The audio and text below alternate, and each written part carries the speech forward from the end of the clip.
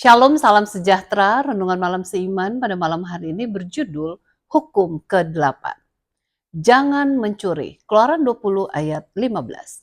Sebagai seorang yang mengenal Tuhan dan menyadari kita adalah ditebus oleh darah Kristus, maka kita akan menghasilkan buah-buah penurutan termasuk tidak ingin untuk mencuri. Nah, pertanyaan yang perlu kita tanyakan, apakah mungkin kita mencuri milik orang lain?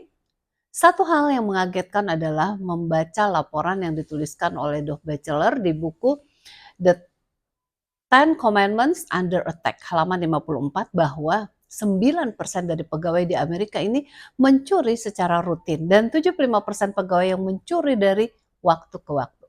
Padahal hukum Allah ini sangat jelas menuliskan jangan mencuri.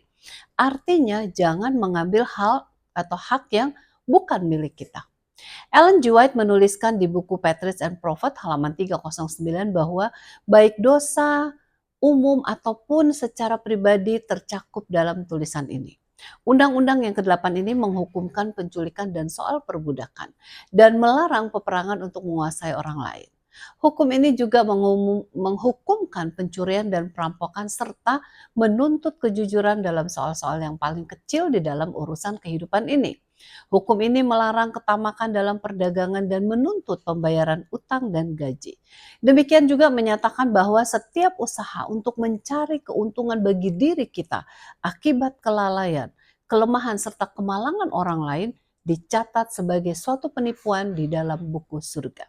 Jadi jelaslah kita dianggap telah mencuri bila kita mengambil hak orang lain, menahan gaji pegawai, ataupun mengambil keuntungan yang berlebihan dalam transaksi perdagangan dan ketidaktahuan dari orang tersebut.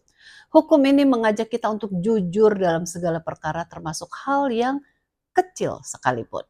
Hukum ini juga mengajak kita untuk jangan mencuri apa yang menjadi milik Tuhan. Tuhan adalah sumber berkat kita. Sementara Ia memberikan rezeki kepada kita, namun 10% dari milik Tuhan dan kita harus kembalikan kepadanya sebagaimana yang tertulis dalam Maliaki 3 ayat 8 sampai dengan 11. Mencuri adalah suatu tanda kurangnya iman kita kepada Tuhan. Dalam Matius 6 ayat 25 sampai 33 kita dapat membaca bagaimana Yesus sendiri mengatakan agar kita jangan khawatir dengan makanan dan pakaian kita atau jangan khawatir akan apapun. Bila kita beriman, kita akan percaya akan pemeliharaan Tuhan. Kita tidak akan mencuri, tetapi kita akan berdoa dan berusaha dalam keadaan apapun. Setiap orang yang dipenuhi kebenaran Yesus dengan kasih karunia Allah akan tetap menurut hukum Allah dan kehidupannya akan menjadi saksi bagi Allah. Sebagai gantinya mencuri, mengambil hak orang lain, dia akan justru menolong kebutuhan orang lain. Sebab Tuhan telah memberkati kita, maka kita seharusnya menjadi berkat kepada orang lain. Tuhan Yesus memberkati.